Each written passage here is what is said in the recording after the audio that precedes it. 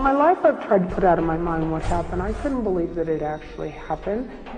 She both loves them and then hates them. This is a woman without a soul. They did what the mother said, and they didn't question what she wanted done.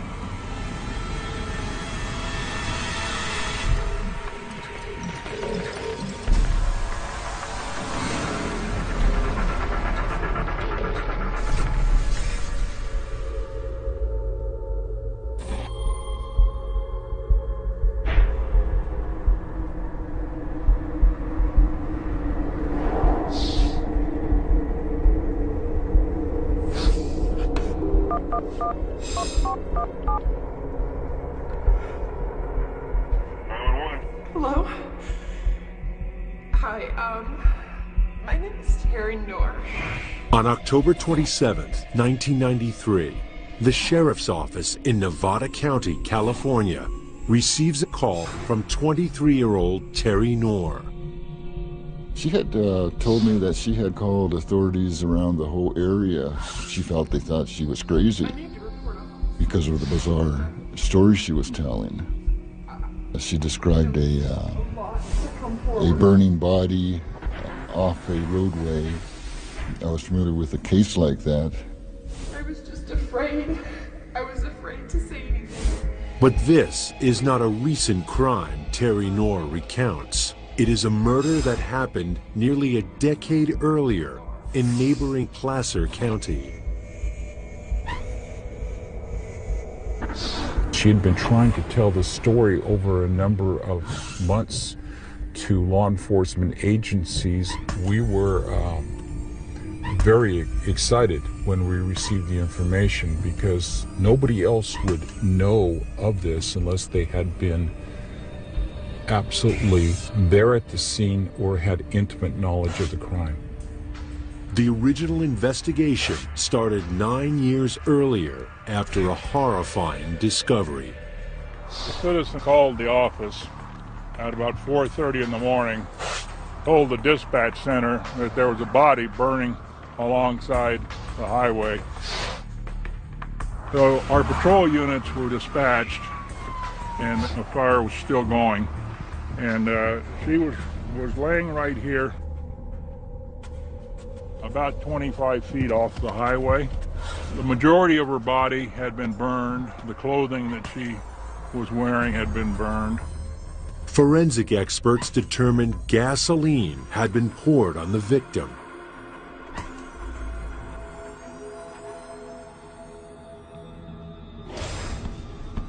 The left side of her face was about the only part of her body that did not burn, in addition to her back and her legs, because they were on the ground. There was absolutely no identification on this body. There were no witnesses that ever came forward. She had duct tape across her cheeks and mouth and lips, and she had duct tape on her hands. Police found a collection of personal items, clothing, jewelry, and silverware. They also feared the life of a young child could be at risk. Diapers were located at the crime scene. That was very surprising. We believe that possibly a young mother had been kidnapped. The child was stolen. We might have had a serial killer on board in our area. The entire area was searched, but no baby was ever discovered. So for a long, long time, we wondered what the connection was with those diapers. The investigators felt that they had what we call a body dump. A composite photo of the victim was created, but no one came forward to identify her.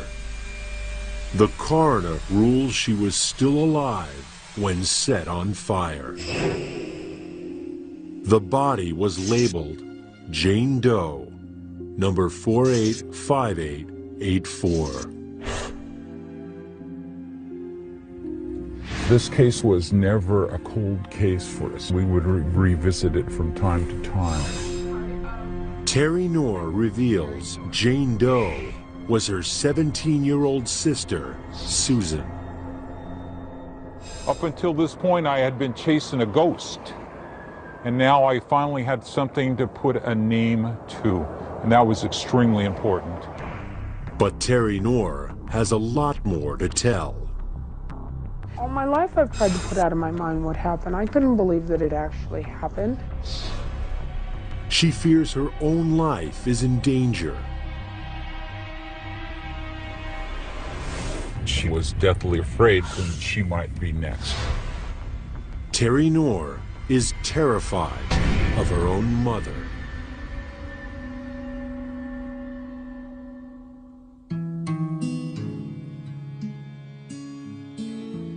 Theresa Cross Knorr was born in Sacramento, California in 1946 to Jim and Swanee Cross. In the late 1950s, Jim was actually diagnosed with Parkinson's disease. And as a result, he lost his job and fell into a deep depression. Mom and older sister Rosemary supported the family, but there was tension at home. The mother always seemed to focus most of the attention on Theresa. When Theresa was just 14, her mother suffered a massive heart attack. Her mother unexpectedly died in her arms, and with that, she lost the person in her life with whom she was probably the closest to.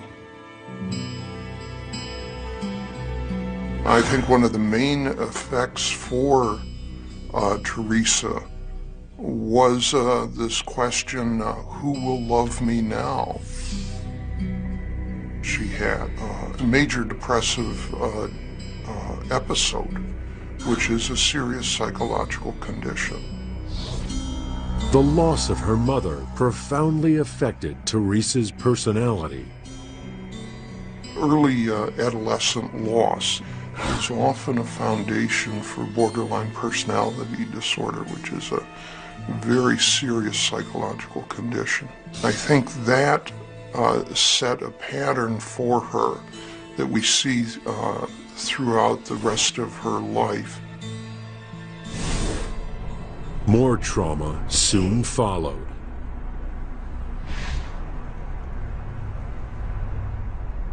In effect, every sense of security that Theresa ever known was gone in a flash. Theresa was attractive and knew it. She started using her sex appeal to manipulate men. And it's not uncommon for persons with borderline personality disorder to use sex as a way of both attracting and then retaining people in their lives and exploiting them with that form of behavior. And that puts her on the course of finding a man who became her first husband. Within a year of losing her mother, Theresa was married and pregnant. And she feels as though now she has got the stability that she has been lacking since her mother's death.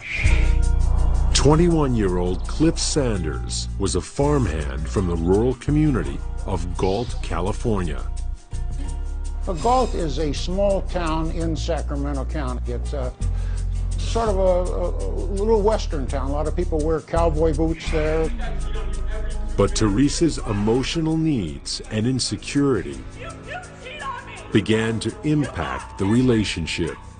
The marriage quickly went downhill because Theresa was jealous of whenever he would go anywhere, anybody he would talk to, you know, because she tried to keep a short leash on him.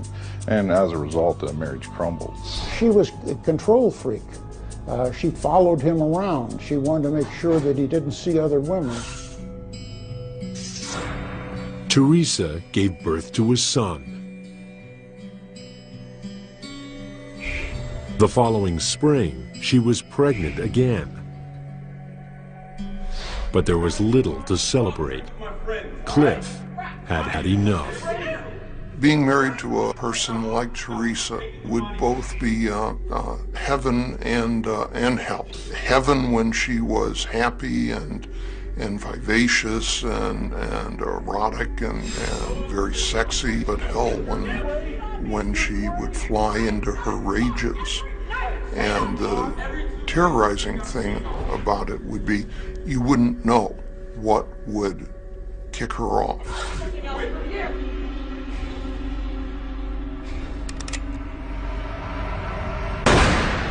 And no one could imagine the torment and terror that lay ahead.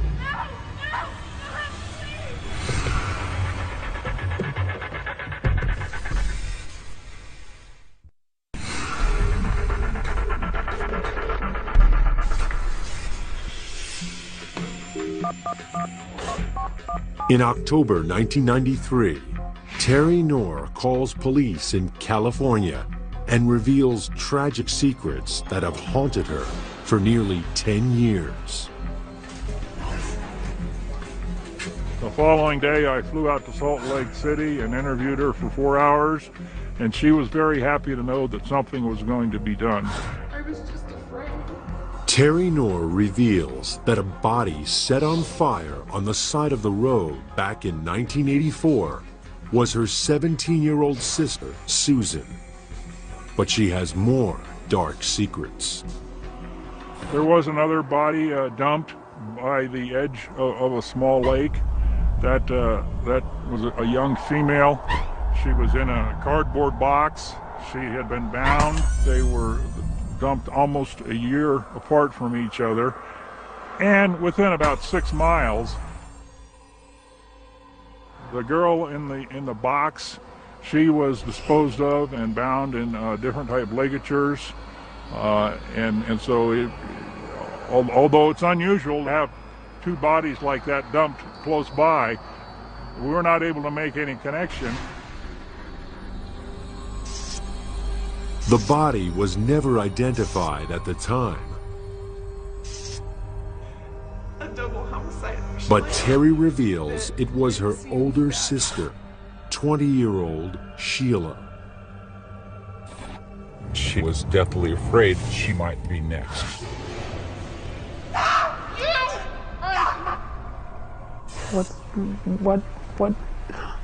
What's gonna happen to me? Her mother, Theresa, was emotionally damaged by the death of her own mother in her arms. The key in borderline personality disorder is the fear of abandonment. You think I cheat on you every 2 minutes? It's crazy! Her mood swings were too much for husband Cliff. You know, being accused time and time again of infidelity. He was sick of dealing with the situation. He told Theresa he was done, he was leaving. Take something else with you too. What? It was pretty clear that she calculated. She turned the safety off. She cocked the gun. She aimed the gun. He put his hand up to protect himself, and she shot him right through the wrist into the heart and killed him. To me, it was clearly a murder. On August 30th, 1964, Theresa was tried for murder. Her lawyers maintained that it was self-defense and painted her as the real victim. A battered woman, pregnant with her second child. Despite the fact there was no evidence of any bruising or any beating or anything, she was able to be styled that way by her attorney and in front of the jury. On September 22nd, 1964, the jury delivered its verdict: not guilty. Not only was she found not guilty, but the jurors ran over and they put their arms around that poor little darling and hugged her and said, "You poor darling, oh, how wonderful it is that you're off now, you're away from that monster." But all was not what it seemed. She showed up in my office the very next day without the pregnancy smock to reclaim the rifle. If a person walks out the door on a murder, you'd think that they would go home and just thank their lucky stars and just never want to go near the courthouse again. I mean, that shows the kind of person she was.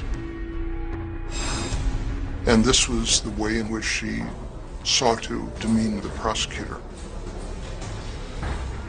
The demeaning of men is a very common pattern in women with borderline personality disorders. Teresa's acquittal for the murder of her husband gave her a sense that I can achieve what I want without fear of the consequences. After the trial, Theresa moved into a small apartment in Rio Linda, California, and began dating with a new attitude. She basically started to use every man that came into her life, whether it be for a babysitter or financial support, and when she tired of him, she'd move on to another man. On March 13, 1965, Theresa gave birth to her second child, Sheila. I think at this point in her life, where she would have been in her late adolescence, early adulthood, she did feel trapped by the children, so she leaves the children with others as a way of pursuing what she really wants to do, which is to go out and have fun and to be a young adult again.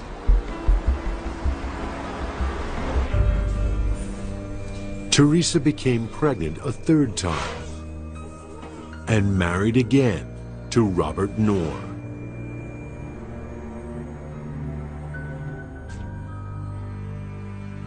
In 1966, Susan was born, followed soon after by William and Robert Jr. 5 kids, but another marriage in trouble. Persons with borderline personality disorder, they don't learn from experience, and they keep repeating these same chaotic, unstable relationships time after time after time. 2 months after her divorce was finalized with Robert, Theresa, who was now in her mid-20s, gave birth to her 6th child, a baby girl whom she named Terry. The young mother knew how to make her ex suffer. Unfortunately, at that time, there wasn't the type of laws that they have today protecting a father's rights. So as a result, he never saw his children again. That was a very characteristic pattern for her. And she simply cut that person out of her life and out of her children's lives as well. The children then learned that if you get on the wrong side of Theresa, you too will be cut off. Changing in front of your brothers? Teresa's daughters now irritated her. Quiet! Terry told me that her mother did not like women, and she also did not like her daughters because they were women. Her looks were fading, and the scales never lied. At one point, she told me that she felt that her mother was becoming jealous of the daughters because they were young and attractive looking. Terry reveals to detectives that her mother turned to drink, and life became a living hell. She'd throw steak knives or scissors at them. Life was bittersweet for her sons. She liked the 2 boys. She didn't abuse them very much at all, according to Terry. She used them to help her to carry out the physical abuse that she wanted to carry out. The boys, from when they were very, very young, they were taught to do whatever the mother wanted, and so that's what they did. What kind of mother would do that? things grew even more desperate. What makes borderline personality disorder persons dangerous is their impulsivity, their erratic behavior, their predisposition to violence. I believe that Theresa Knorr was a truly evil person. No signs of any empathy towards anyone in the family structure. This is a woman without a soul.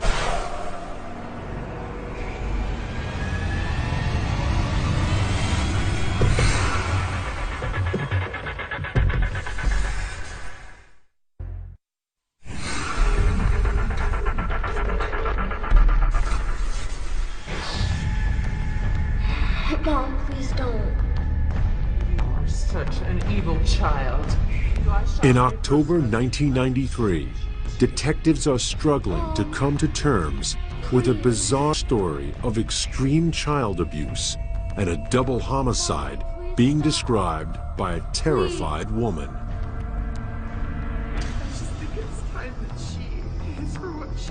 Terry called the police. She had finally found a way in which to deal with the terrors that she had experienced as a child. Terry Knorr's mother, Theresa, was unstable and more vicious than ever. Susan apparently was the first one targeted because she was the only one who would talk back to her mother, and in so doing become a competitor. How dare you do that? You are just so ungrateful and evil. Heavy drinking increased the madness. You ungrateful child. How dare you do that? I think that was part of her excessive drinking, that Theresa had developed what's called a substance-induced psychotic disorder, where she really begins having delusions about the events that surround her. Theresa ordered her sons to join her in inflicting pain. I think that the boys complied with Theresa in hitting their sister to keep from being abused themselves. They also turn their sisters into objects as a way of keeping them from feeling guilty rather than humans being abused. Terry reveals her mother let the boys have after-school jobs and friends, but the girls were kept inside. They were indoctrinated into this highly dysfunctional family and a way of living, and it was basically normal for them. I don't know what to do. Believe me, I've asked myself 100 times, why didn't I just take my sisters and run? Terry discloses that her single-parent mother wanted extra cash. In 1980, Sacramento police picked up 15-year-old Susan Knorr on suspicion of being a runaway and a prostitute. She begged them not to take her home and detailed the abuse, but Mom proved a convincing liar.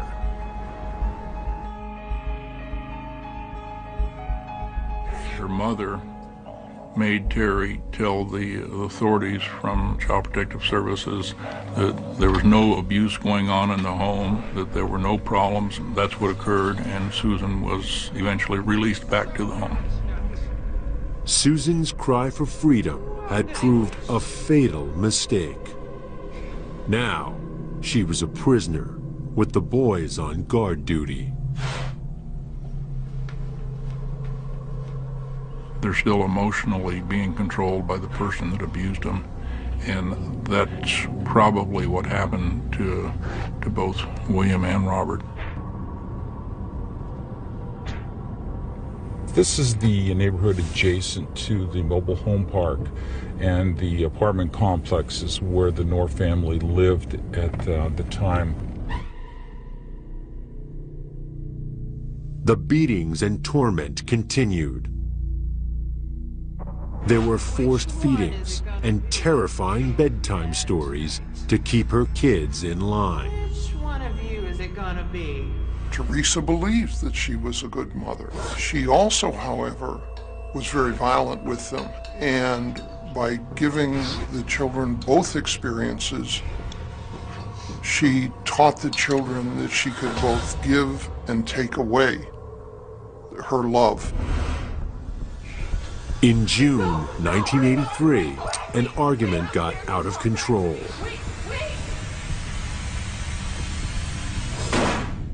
Susan was shot in the chest. The bullet didn't actually hit any vital organs.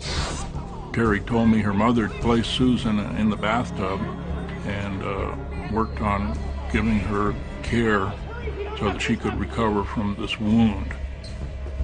Terry was ordered to help treat her sister.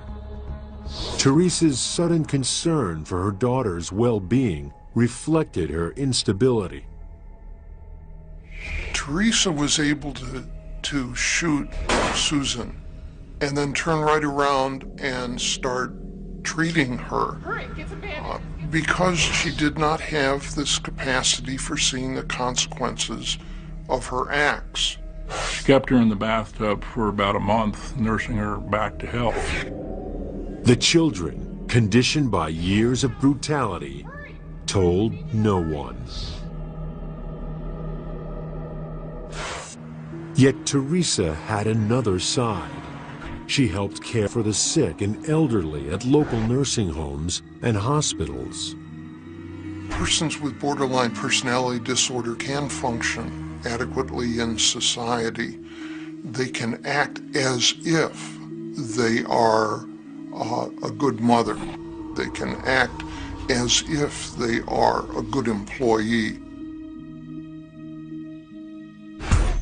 Theresa Knorr had battered, beaten, and shot her daughter Susan before nursing her back to health.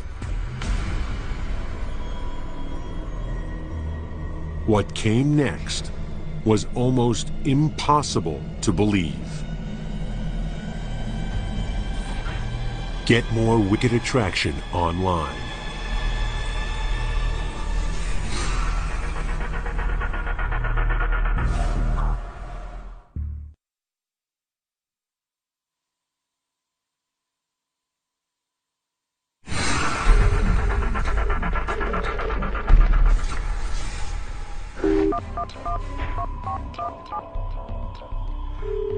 In October 1993, Terry Knorr is revealing to detectives the hell she endured as a child at the hands of her violent and manipulative mother, Theresa.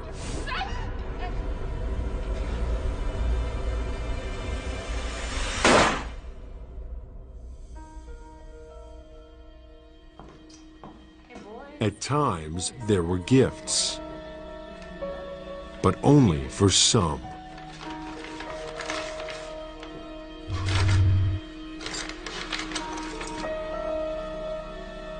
She used the indulgences as a way of manipulating the children. Good mothers do these kinds of things. How could you think that I'm a bad mother?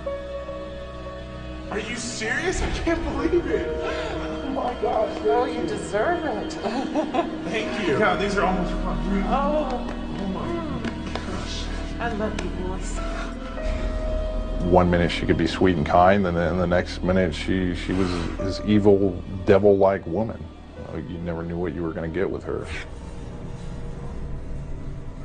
She shot her daughter, Susan, then nursed her back to health, only to stab her in the back with a pair of scissors. Susan realized it's do or die. Susan was about to become 18, so her mother told her that you can leave on one condition, and that is I can take the bullet out, because the mother was paranoid that one day she'd go to a hospital and they traced the bullet back to Theresa Knorr. Susan reluctantly agreed. It was the only way to escape the madness.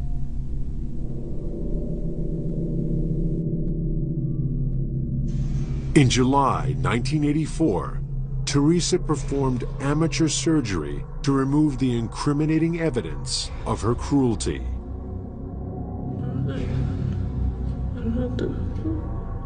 She had Susan drink a bottle of whiskey and lay on the kitchen floor while the mother took a sharp knife and cut the bullet out of her back.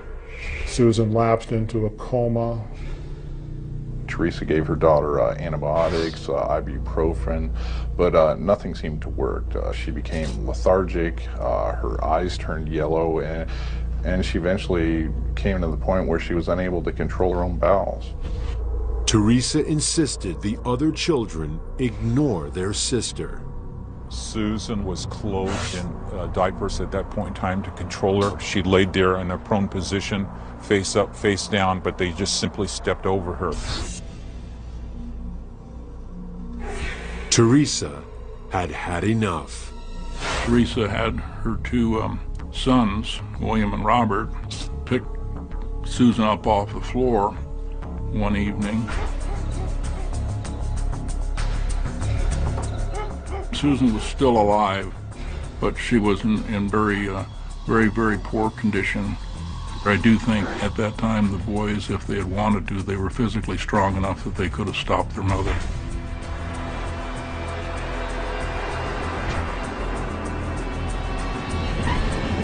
The family began to drive towards the mountainous areas of Lake Tahoe.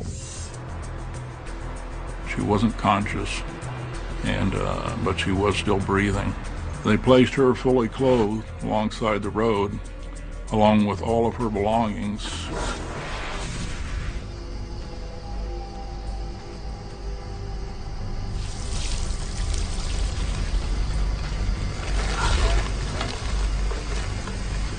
William set his sister on fire. The boys were able to get to the point of participating in the burning of Susan because by then they had become desensitized to the violence. They were simply disposing of the trash rather than burning a human being. Theresa carried all of her possessions, which she had placed in 2 garbage bags. Why on earth would any mother raise a child to 17 years of age and then kill it and burn it? What kind of mother would do that?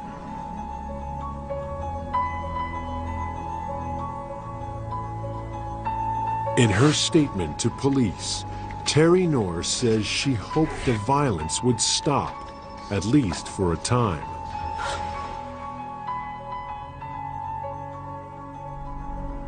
But as far as her mother was concerned, the devil had left one body and entered another. Her oldest daughter, Sheila. William and Robert, once again, were made to help their mother beat and torture. Grateful. Maybe this will teach you a lesson. In June 1985, the torment reached its now inevitable conclusion. One day she started beating her, and she requested that her son's sister in beating her, and that they beat her severely, and they placed her in a closet. The children were ordered never to open the door. She was in fact confined to a linen closet, 16 inches by 24 at the most, with shelving. There was no place for her to either kneel, to sit, or to rest herself. Terry told me she was never able to give Sheila any help.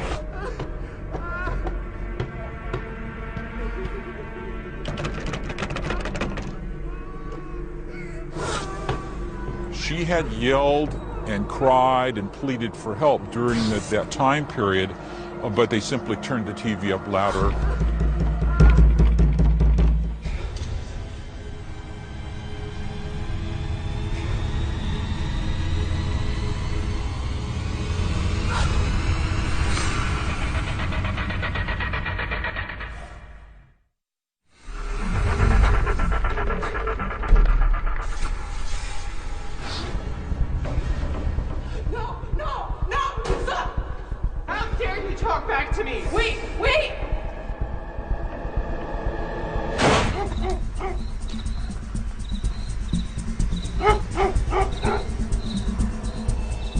In 1993, Terry Knorr tells police her sister Susan was shot and burned alive by their own mother, Theresa. Her other sister, Sheila, had been locked away in a tiny closet.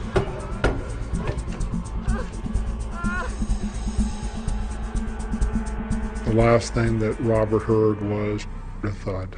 No one opened the closet for a couple days. The smell of death was a problem. Acting on his mother's orders, William brought home a large box from his job at a local movie theater. And the family then drove a second trip to Lake Tahoe. They dumped Sheila's body off the side of the highway, only a few miles from where they disposed of Susan the year before.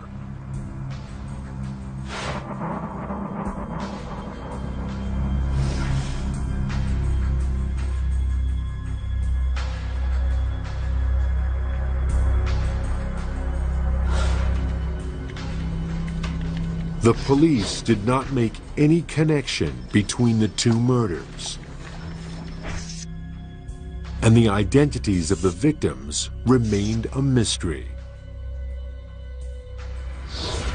Until Terry Knorr came forward 9 years later. I was just afraid.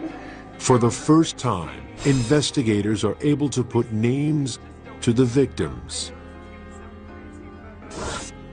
They also now know why there was a diaper near Susan's charred remains. The regular beatings and sickness had left her incontinent. 2 murders, and now panic set in. After Sheila's death, Theresa became very paranoid. Because in her mind, there was evidence inside that closet that could connect her to her daughter's death. So she actually ordered Terry to go inside to douse the entire place with flammable liquid and then light it on fire. Investigators suspected arson, but there was no one to question, as the family was hiding in a motel.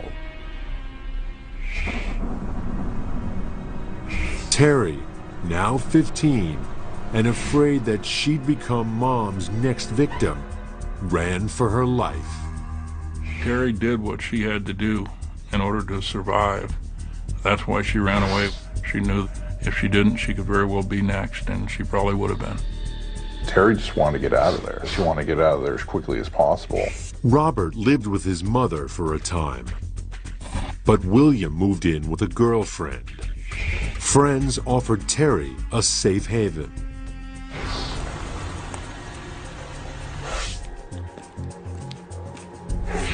Nearly a decade on, with both murder files reopened, the challenge for investigators is to prove Terry's horrifying claims.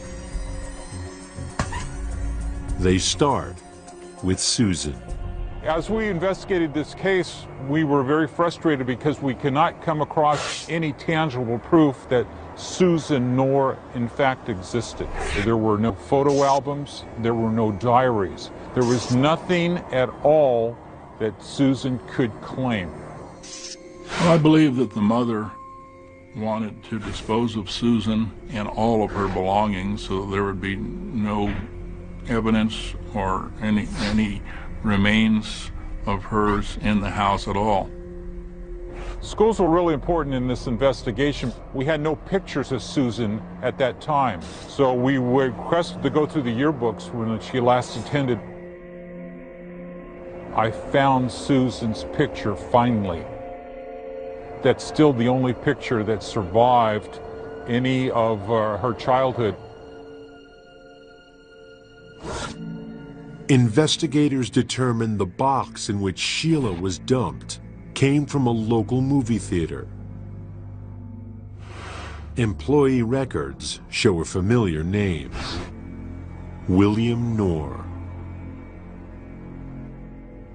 We went to the crime lab in Sacramento at Department of Justice, and they processed the box for us and were able to lift prints of both William and Robert Knorr from the box itself. That in itself placed the two brothers at the scene of the crime. Authorities set out to arrest Theresa, Robert, and William. We found out that William was living in the local area, and we arrested him. We also learned that Robert was in prison in the state of Nevada. He was in prison for a different murder that had occurred. We had officers fly there with the arrest warrant and returned him to California. At first, William denies any involvement in his sister's deaths. After we laid the case out to him, the information we had, he did eventually admit his responsibility in these two acts. I questioned him, why he didn't just, stop at some point, tell his mother no. And his response to me was, "You didn't know what it was like to live in that house with my mother. You had no idea what it was like. I had to do what she wanted me to do." We asked that question several times during the investigation, why nobody would report it. And they simply said that's the way it was. William and Robert Knorr are both charged with murdering their sisters, Susan and Sheila.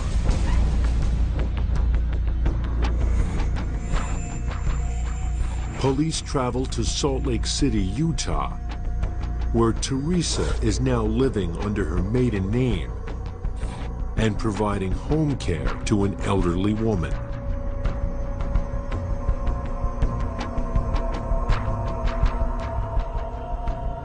She was wearing makeup, she had on nice clothing, she had on a nice wig. She seemed to be living a pretty good life. Theresa Knorr is charged with 2 counts of first-degree murder. Prosecutors drop murder charges against the boys, but still hold them accountable.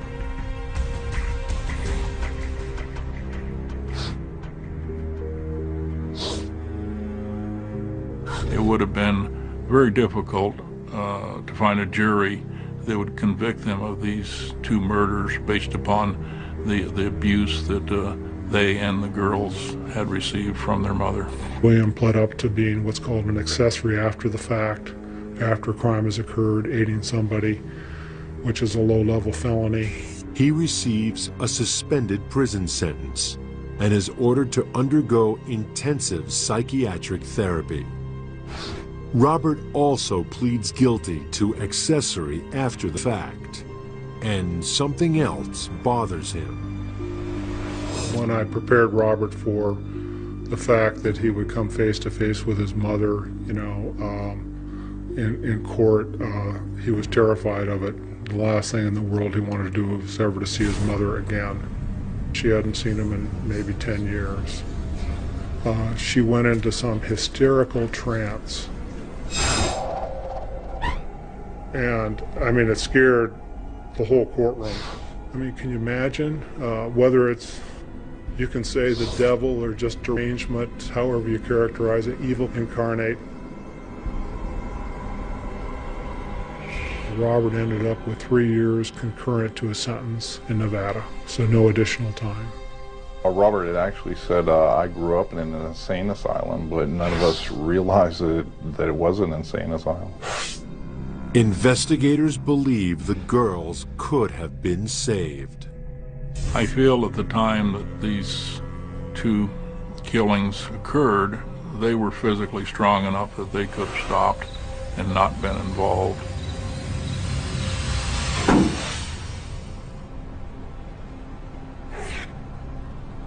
In court, Theresa's second husband had a message for her. I hope you burn in hell for what you did to my kids, woman.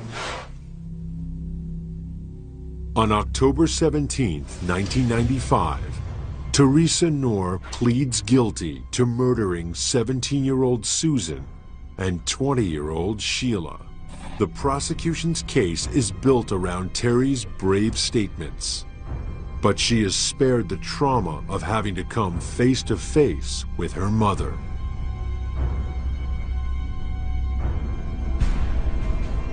Theresa Knorr herself offers no explanation.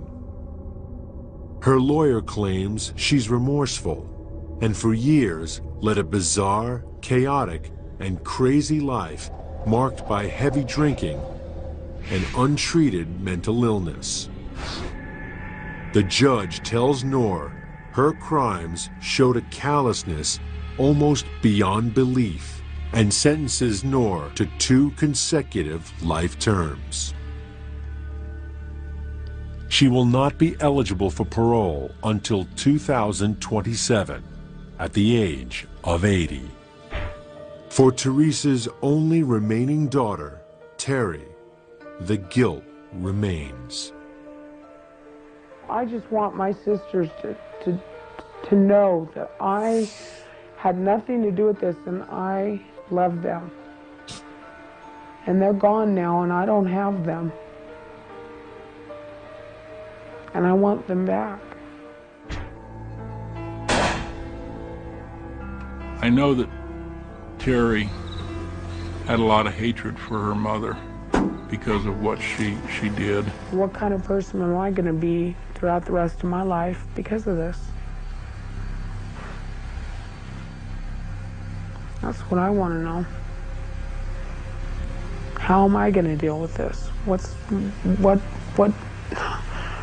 to happen to me? In 2003, Terry Knorr suffered a fatal heart attack.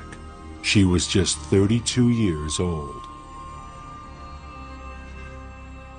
I'm sure that she had many, many nights of terrible nightmares.